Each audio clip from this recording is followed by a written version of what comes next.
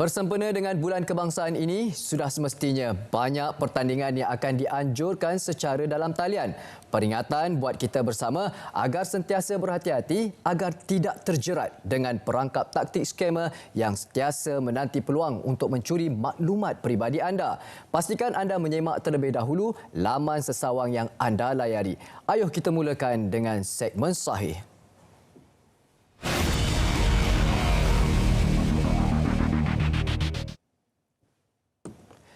Baik, kita ikuti kenyataan akhbar daripada pihak TNB iaitu TNB jamin bekalan elektrik kekal berdaya harap dan stabil di mana gangguan bekalan mampu dipulihkan dalam tempoh segera seperti mana yang dibuktikan dalam kejadian yang berlaku semalam. Presiden atau Ketua Pegawai Eksekutif TNB bersyukur pemulihan dapat dilaksanakan dengan pantas hasil kecekapan pasukan teknikal TNB. Beliau menjelaskan kejadian berlaku berpunca dari kerosakan pencawang masuk utama PMU Yong Peng North, Johor. Itu adalah kes terpencil dan kepantasan pemulihan bekalan menggambarkan tahap daya harap rangkaian sistem bekalan TNB justeru memberi komitmen bahawa TNB akan terus menyediakan bekalan elektrik yang berdaya harap dengan sentiasa melaksanakan senggaraan dan membuat pelaburan bagi meningkatkan keupayaan sistemnya dan kejadian ini tidak melibatkan sebarang kebakaran dan PMU tersebut telah beroperasi sepenuhnya. Ini pula kenyataan media Ketua Polis Daerah Seberang Perai Tengah Pulau Pinang mengenai isu tular di laman Facebook Mona Din bertajuk "Seorang lagi anak OKU disakiti". Disyaki kejadian berlaku dalam daerah Seberang Perai Tengah. Hasil siasatan pihak polis mendapati mangsa merupakan kanak-kanak autism dan telah mengikuti kelas pendidikan khas di salah sebuah sekolah pendidikan khas di Seberang Jaya. Dan kejadian berlaku pada 19 Julai di mana semasa kejadian mangsa dikatakan bertindak agresif di dalam kelas menyebabkan beberapa pelajar lain takut dan menangis. Suspek iaitu guru perempuan telah memegang kedua-dua telinga mangsa untuk menenangkan mangsa menyebabkan mangsa telah mendapat kesan lebam di kedua-dua belah telinga mangsa. Mangsa dihantar ke Hospital Bukit Mertajam untuk mendapatkan rawatan lanjut. Satu kertas siasatan telah dibuka di bawah Seksyen 323 Kanun Keseksaan dan siasatan lanjut masih lagi diteruskan. Dan pihak polis menasihati orang ramai agar perkara ini tidak diviralkan yang boleh menyebabkan kekeliruan dan kegelisahan masyarakat setempat. Kenyataan media Ketua Polis Negara mengenai pelanjutan Subseksyen 4-5 Akta Kesalahan Keselamatan Langkah-Langkah Khas 2012 SOSMA dan kelulusan Rang Undang-Undang RUU Suruhanjaya Bebas Tata Kelakuan Polis IPCC. Pihak PDRM menghargai usaha kerajaan yang telah mengemukakan semula usul pelanjutan ini untuk bacaan kali kedua dan ketiga di Dewan Rakyat. Ini merupakan sokongan yang sangat besar dalam penguatkuasaan undang-undang di Malaysia. Pihak PDRM komited untuk memastikan keselamatan dan ketenteraman awam sentiasa terpelihara. Ini akan memberi peluang kepada pihak PDRM menjalankan tanggungjawab berkenaan dengan lebih efisien demi kesejahteraan keluarga Malaysia. Kenderaan pengirim polis yang mengiringi dua buah trak tunda dan sebuah pikap memotong di garisan berkembar yang tular di media sosial sejak semalam mematuhi semua prosedur yang telah ditetapkan. Pemangku Ketua Polis Kelantan, Datuk Muhammad Zaki Harun berkata, kereta pengirim berkenaan menjalankan tugas mengatur dan mengawal mengikut Seksyen 21 Akta Polis 1967 iaitu tugas di jalan awam. Di bawah peraturan itu terdapat peraturan yang perlu dipatuhi dan tidak boleh dilakukan sewenang-wenangnya sehingga membahayakan nyawa pengguna jalan raya lain. Mengulas lanjut, Datuk Muhammad Zaki berkata, dalam hal ini mungkin berlaku kekeliruan dalam kalangan orang ramai mengenai perkara tersebut disebabkan kenderaan pengiring polis mempunyai pergerakan dan arahan yang sah untuk mengiringi ketiga-tiga kenderaan berkenaan. Ini pula sejumlah 31,169 kes jenayah dalam talian direkodkan sejak tahun 2021 hingga 30 Jun lepas, kata Kementerian Kewangan MOF. Berdasarkan statistik yang dikeluarkan oleh Polis Diraja Malaysia PDRM, jenayah dalam talian itu merangkumi penipuan pembelian secara dalam talian, pinjaman yang tidak wujud, African scam, love scam, Macau scam, pelaburan, bisnes email kompromis dan tipu SMS. MOF berkata BNM juga bekerjasama dengan Suruhanjaya Komunikasi dan Multimedia Malaysia dan syarikat-syarikat telekomunikasi untuk meningkatkan keselamatan saluran komunikasi dan multimedia bagi menyekat terbitan mesej palsu dan penyebaran perisian hasad iaitu malware oleh sedikit penipuan kewangan. Kami bawakan pula siaran media berkenaan harga runcit produk petroleum bagi tempoh 28 Julai sehingga 3 Ogos 2022. Harga runcit petrol RON 97 turun sebanyak 10 sen seliter daripada RM4.65 kepada RM4.55 seliter. Bagi harga runcit petrol RON 95 masih kekal pada paras RM2.05 seliter. Manakala harga runcit diesel juga masih kekal pada paras RM2.15 seliter. Ini bagi melindungi pengguna daripada kesan kenaikan harga sebenar minyak di pasaran global. Ayuh keluarga Malaysia, sama-sama kita ucapkan Alhamdulillah dan sentiasa syukur selalu. Nak pinjam duit tapi duit hilang dan kad ATM pula jatuh ke tangan skamer. Aduh, sakit kepala. Waspada dengan penipuan dan sedikit penipuan pinjaman yang tidak wujud. Sekiranya pihak bank meminta wang pendahuluan supaya pinjaman anda lulus, awas. Ini adalah salah satu ciri penipuan pinjaman yang tidak wujud. Kita yang nak buat pinjaman, kita pula yang kena buat pembayaran. Pendahuluan tidak masuk akal. Untuk makluman semua, pihak bank tidak akan meminta sebarang wang pemprosesan atau kad ATM anda untuk meluluskan pinjaman. Hentikan spekulasi, hapuskan berita yang tidak pasti. Tak pasti, jangan kongsi. Berat seketika, kembali selepas ini dengan segmen Semasa.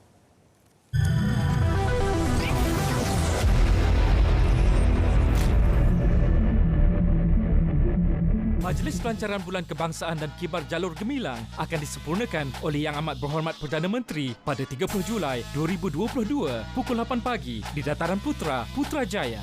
Jom sertai pelbagai program yang dianjurkan, antaranya Berjalan Teguh Bersama, pelepasan konvoi kembara Merdeka Keluarga Malaysia, cabutan bertuah, pameran, persembahan pancaragam sekolah, irama Borneo dan banyak lagi. Untuk maklumat lanjut, layari www.merdeka360.my.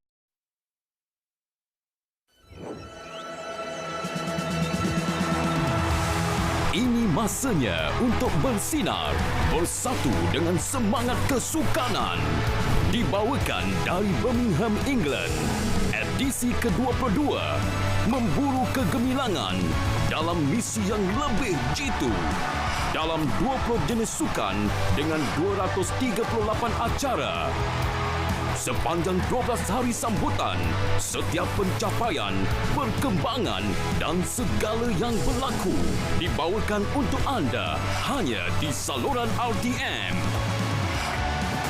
Raikan perpaduan dengan semangat kesukanan bersama RTM, penyiar rasmi Sukan Commonwealth Birmingham 2022. Saksikan secara langsung sambutan Hari Pahlawan 2022 yang akan disempurnakan oleh Kebawah Duli Yang Maha Mulia Seri Paduka Baginda Yang di-Pertuan Agong di Dataran Pahlawan Negara Putrajaya. Ahad 31 Julai 2022, 8 pagi hanya di TV1.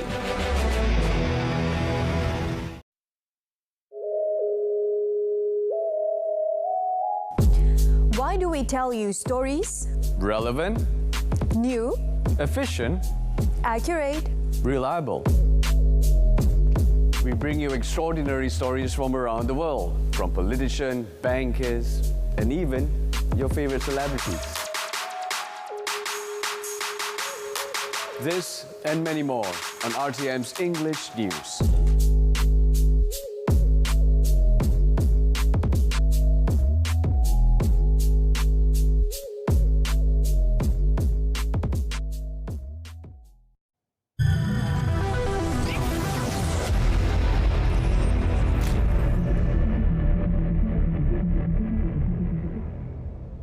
Terima kasih kerana masih lagi setia bersama kami dalam Pastikan Sahih. Kita teruskan dengan segmen semasa.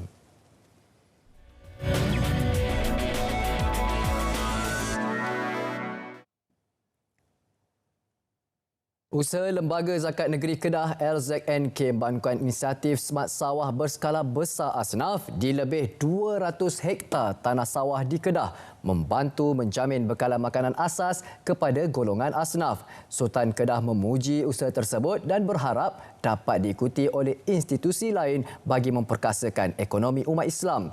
Inisiatif tersebut telah memperkasa ekonomi petani setempat dengan memberi peluang pekerjaan di samping meningkatkan hasil dan menjimatkan kos petani. Beta amat yakin sekiranya usaha-usaha yang dilakukan ini dapat diikuti oleh institusi-institusi yang lain dan dibantu sepenuhnya oleh semua pihak, terutamanya organisasi-organisasi korporat dan institusi keuangan Islam yang lain. Pasti usaha pembangunan ummah sebegini dan teruskan berkembang demi maslahah umat keseluruhannya. Berita gembira buat pelajar dan buat pinjaman Perbadanan Tabung Pendidikan Tinggi Nasional PTPTN dianugerahkan ijazah bermula 29 serta mendapat ijazah sarjana muda kelas pertama akan dikecualikan daripada bayaran balik. Perkara itu diumumkan oleh Perdana Menteri Datuk Seri Ismail Sabri bin Yaakob ketika menyampaikan ucapan pada majlis sambutan Jubli Perak 25 tahun PTPTN. Beliau turut memuji komitmen PTPTN kerana telah memberikan tumpuan kepada aspek penabungan dalam kerjasama strategik. Saya berharap PTPTN dapat berbincang dengan Kementerian Keuangan berkenaan perkara ini dari segi peruntukan yang terlibat. Ini sebagai dorongan kepada anak-anak keluarga Malaysia untuk belajar bersungguh-sungguh dan mendapatkan kelulusan yang terbaik dalam pengajian mereka. Bilangan siswazah menganggur berkurangan kepada 4.1% tahun lalu. Menurut data yang dikeluarkan oleh Jabatan Perangkaan DOSM, 33.9% siswazah menganggur adalah dalam kalangan kelompok berkaitan dengan bidang kemahiran. Mengikut statistik siswazah 2021, bilangan graduan ialah 5.61 juta tahun lalu, mewakili 22.1% daripada penduduk yang bekerja dan berumur 15 tahun ke atas. Pada 2021, ekonomi negara secara beransur memperoleh semula momentum ke arah pemulihan dan seterusnya memupuk keadaan pasaran buruh yang lebih sihat pada tahun itu berbanding 2020. Bilangan graduan yang bekerja meningkat 5% kepada 4.57 juta orang tahun lalu berbanding 4.35 juta orang pada tahun 2020. Kerajaan Selangor mendakwa membelanjakan kira-kira 56 juta ringgit sejak Pakatan Harapan mengambil alih negeri itu bagi membaik pulih dan menaik taraf Stadium Shah Alam serta beberapa komponen lain di Kompleks Sukan Shah Alam.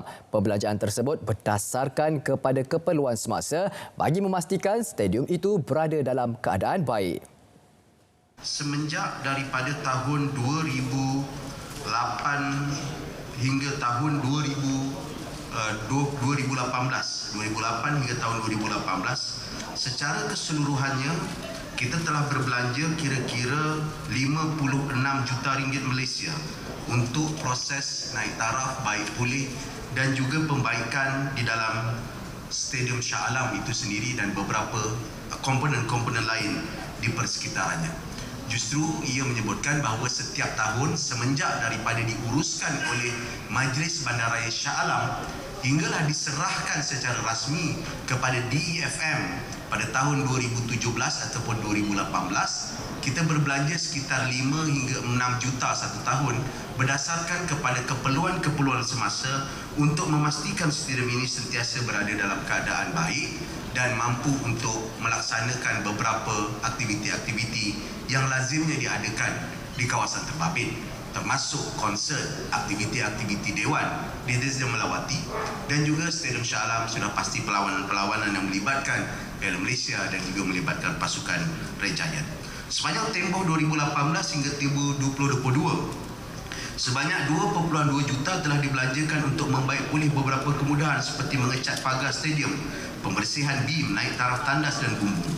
Sebanyak 5.22 juta juga telah dibelanjakan bagi penyelenggaraan berkala seperti pembersihan luar dalam stadium, perkhidmatan kawalan keselamatan, penyelenggaraan lift, penyelenggaraan padam dan kerja-kerja elektrik serta sibil sepanjang tempoh terbabit. Peruntukan geran kerajaan negeri juga digunakan untuk kerja-kerja naik taraf penyelenggaraan dan baik pulih kemudahan-kemudahan lain seperti kompleks sukan Shah Alam seperti Stadium Melawati, Stadium Mini, Pusat Akuatik, Lapangan Bowling Padang dan Taman Sukan Lasak 2013, Taman Sukan Lasak Seksyen 13. Kerajaan negeri akan mencadangkan supaya sistem amaran awal bencana segera dipasang di latar celak Kampung Iboy, Kupang di Baling bagi mengelak risiko kemalangan jiwa dan kerosakan harta benda di kawasan itu. Pemasangan sistem itu sekurang-kurangnya dapat memberi peringatan kepada penduduk untuk segera menyelamatkan diri sekiranya aliran puing berulang lagi. Beliau yang juga pengerusi Jawatankuasa Agama, Pendidikan dan Sumber Manusia Kedah berkata ketika ini input berkaitan sedang dilakukan melibatkan pelbagai jabatan dan agensi. Ada memang perancangan ya, kita nak supaya itu tidak berulang, dan yang paling penting ialah kita nak jaga nyawa rakyat lah. Jadi apa yang perlu kita buat kita akan usahakan insya-Allah. Pemantauan berterusan turut dijalankan pihak berkuasa di kawasan Sungai Iboy jika berlaku hujan luar biasa dan kenaikan paras air sungai. Jabatan Kebajikan Masyarakat JKM menafikan Siti Nur Amira Abdullah yang didakwa menyebabkan suasana tidak harmoni dalam kalangan penganut agama Islam adalah pemegang kad Orang Kurang Upaya OKU. JKM dalam kenyataan hari ini maklumkan berdasarkan semakan rekod Sistem Maklumat Orang Kurang Upaya SMOKU mendapati Siti Nur Amira bukan pemegang kad OKU. Pihak media diminta untuk mendapatkan pengesahan daripada JKM terlebih dahulu bagi memastikan perkara yang dilaporkan adalah sahih. JKM juga berharap laporan berkenaan diperbetulkan segera oleh pihak berkaitan bagi mengelakkan salah faham dalam kalangan masyarakat, terutamanya bagi menjaga sensitiviti golongan OKU. Ini pula sebuah aplikasi telefon pintar berkaitan pemantauan penjualan minyak masak bersubsidi diharap dapat dibangunkan melalui program MyHackCon iaitu 2022 yang disasarkan disertai 300 peserta termasuk syarikat permulaan dan pereka inovasi di negara ini. Menteri Sains, Teknologi dan Inovasi Datuk Seri Dr. Adham Baba berkata pembangunan aplikasi itu penting bagi menyelesaikan masalah pemantauan penjualan minyak masak bersubsidi bersesuaian dengan isu semasa yang dihadapi rakyat. MyHackCon 2022 adalah kesinambungan program yang dianjurkan pada 2020 yang menggalakkan bakat-bakat tempatan untuk mengetengahkan idea berdas bagi membantu kerajaan menambah baik sistem penyampaian agar segala manfaat sampai ke akar umbi. Program diperkenalkan oleh agensi Titik Fokus Ekosistem Permulaan di bawah MOSTI. MyHackCon kali ini menawarkan geran berjumlah RM2.5 juta kepada 10 pemenang yang berjaya membangunkan penyelesaian terbaik. Sabah akan menjadi tuan rumah Persidangan Pelancongan Dunia 2022 WTC 2022 yang berlangsung di Bandaraya pada 28 hingga 30 November depan. Bertemakan Tourism Future Reimagine, WTC 2022 menyasarkan kehadiran seramai 700 delegasi antarabangsa dan tempatan termasuk menteri-menteri pelancongan, pegawai-pegawai kanan kerajaan, ahli akademik dan tokoh-tokoh industri pelancongan dari seluruh dunia. Ketua Menteri Sabah berkata, perkara itu dimaklumkan Menteri Pelancongan Seni dan Budaya, Datuk Seri Hajah Nancy Shukri ketika mengadakan kunjungan hormat ke pejabatnya di Menara Kinabalu. Pahang pula akan menganjurkan perlumbaan kanu terbesar di negara ini yang bertaraf antarabangsa iaitu Pahang Ocean Paddle International Challenge Malaysia 2022 yang berlangsung selama 5 hari bermula 7 September ini. Pengerusi Jawatankuasa Pelancongan Kebudayaan Alam Sekitar, Perladangan dan Komoditi Negeri, Datuk Seri Muhammad Syakar Samsudin berkata, perlumbaan yang dijangka disertai 500 peserta dari dalam dan luar negara itu juga difahamkan yang pertama kali diadakan di rantau Asia Tenggara. Perlumbaan sejauh kira-kira 74 km ini mempunyai 5 peringkat bermula di pantai hiburan di Ropin dan pantai Legenda di Pekan selain Pantai Balok, Pantai Cerating serta Pantai Teluk Cempedak di Kuantan. Laluan paling mencabar dikatakan ialah di Pantai Teluk Cempedak sepanjang 18 km berbanding lokasi lain yang masing-masing sejauh 14 km. Pantai yang dipilih mempunyai keunikan tersendiri dan secara tidak langsung mempromosikan destinasi pelancongan di Pahang. Pastikan sahih berehat seketika, kembali selepas ini dengan segmen yang terakhir, segmen notifikasi.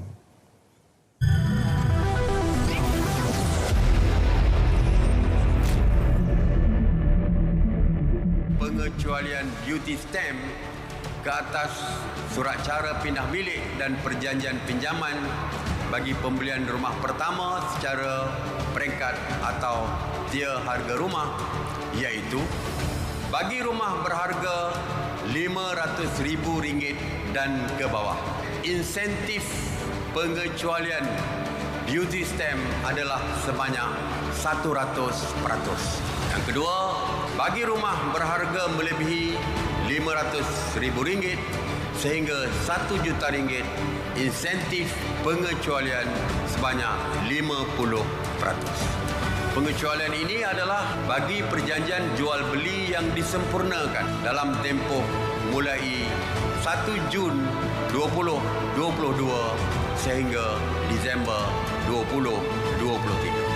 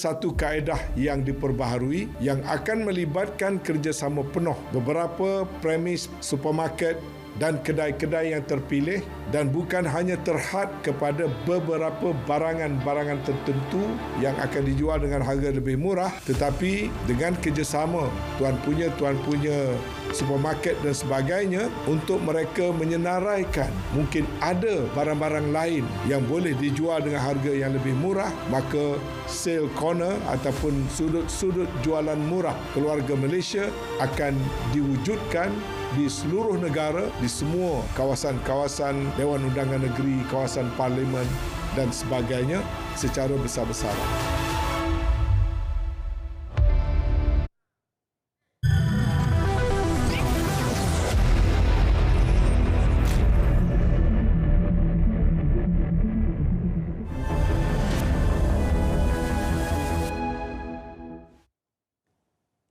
Kembali lagi bersama kami dalam Pastikan Sahih. Untuk minit-minit yang terakhir, seperti biasa, segmen notifikasi di mana kami akan war-warkan kepada anda hebat yang perlu anda ikuti. Ayo kita ikuti permulaannya pelancaran Bulan Kebangsaan dan Kibar Jalur Gemilang 2022 yang akan disempurnakan oleh Bapa Keluarga Malaysia Yang Amat Berhormat Datuk Seri Ismail Sabri bin Yaakob, Perdana Menteri Malaysia, pada 30 Julai Sabtu 9 pagi di Dataran Putrajaya Presin 3, Wilayah Persekutuan Putrajaya, Istana Kehakiman. Ayo sama-sama kita memeriahkannya. Dan seterusnya, kami bawakan kepada anda Forum Perdana Ehwal Islam sempena sambutan Ma'al Hijrah 1444 Hijrah peringkat Negeri Sarawak. Keluarga Malaysia Pemangkin Kemakmuran pada malam ini 9 malam hingga 10.30 malam, Masjid Baru Daerah Sebuyau, bahagian Samarahan, Sarawak. Ayo sama-sama kita saksikan di saluran TV1. Untuk mudah turun saja aplikasi RTM Klik ke telefon pintar anda melalui Google Play atau App Store. Dan ini pula kami bawakan anda guru tadika swasta yang sedang berkhidmat. Program Diploma Perguruan PDP, Pendidikan Awal Kanak-Kanak PAKK. Ya, ambilan sesi Oktober 2022, permohonan dibuka mulai 26 Julai hingga 26 Ogos 2022. Anda boleh layari laman sesawang yang tertera iaitu bit.ly PDPPAKK ataupun anda boleh scan saja pada QR code yang tertera. Ini pula kita bawakan Road March iaitu sempena peringatan Hari Polis ke-215 tahun 2022 pada 30 Julai 2022 Sabtu, Dataran Merdeka Kuala Lumpur. Seawal 7 pagi hingga 6 petang. Jumpa anda di sana. Unit berkuda PRM juga menanti anda. Kutipan bayaran tanpa tunai di fasiliti KKM iaitu untuk maklumat anda mula dilaksanakan pada 1 Oktober 2022 selaras dengan rangka tindakan Blueprint Ekonomi Digital Malaysia tahun 2021. Cepat, mudah, selamat. Tapi jangan risau, kutipan wang tunai masih diterima sekiranya pelanggan KKM tidak mempunyai kad ATM atau debit atau kad kredit atau e-dompet. Masih lagi kita bawakan sedia payung kewangan. Ya, ayo sama-sama kita ketahui. Anda boleh layari laman sawang PIDM di www.pidm.gov.my. Ini pula program graduan Kijang KGP. Baca pendapat penganalisis KGP kami. Anda boleh saksikan di laman sawang bnm.gov.my. Hentikan spekulasi, hapuskan berita yang tidak pasti. Tak pasti, jangan kongsi. Pastikan Sahih untuk hari Khamis. Sampai di sini saja. InsyaAllah hari esok anda akan bersama dengan Aziz Zainal Alam. Ingat semua, kita masih lagi belum menang. Belum makai pelitup separuh muka apabila berada di tempat yang sesak dan ketika masuki sesuatu premis. Assalamualaikum, salam sejahtera dan salam keluarga Malaysia.